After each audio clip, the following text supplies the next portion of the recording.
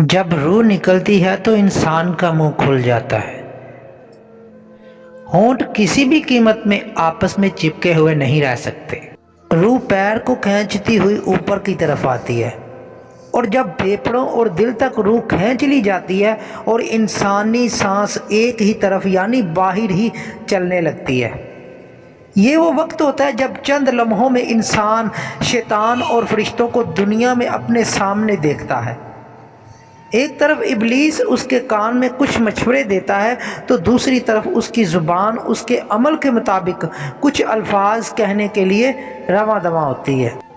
تو اپنے عمل کے مطابق کچھ الفاظ ادا کرنا چاہتی ہے زبان۔ اگر انسان نیک ہو تو اس کا دماغ اس کی زبان کو کلمہ شہادت کی ہدایت دیتا ہے،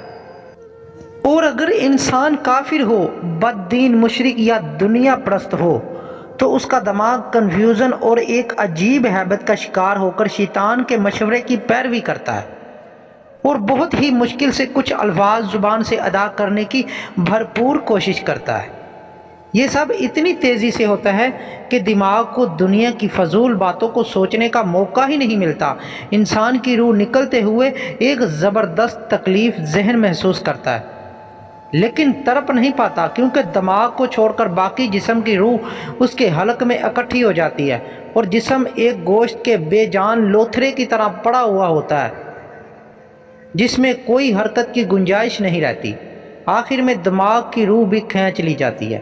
آنکھیں روح کو لے جاتے ہوئے۔ اسی لیے انسان کی آنکھیں روح کو لے جاتے ہوئے دیکھتی ہیں، اسی لیے آنکھوں کی پتلیاں اوپر کی طرف چڑھ جاتی ہیں، یا جس سمت فرشتہ روح قبض کر کے لے جاتا ہے اس کی سمت دیکھتی رہتی ہیں۔ اس کے بعد انسان کی زندگی کا سفر شروع ہوتا ہے،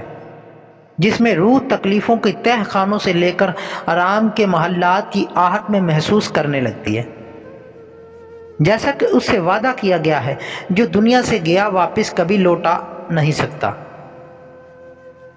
صرف اس لیے کہ کیونکہ اس کی روح عالم برزخ کا انتظار کر رہی ہوتی ہے، جس میں اس کا ٹھکانہ دے دیا جائے گا۔ اس دنیا میں محسوس ہونے والی طویل مدت ان روحوں کے لیے چند سیکنڈ سے زیادہ نہیں ہوگی، یہاں تک کہ اگر کوئی آج سے کروڑوں سال پہلے ہی کیوں نہ مر چکا ہو، مومن کی روح اس طرح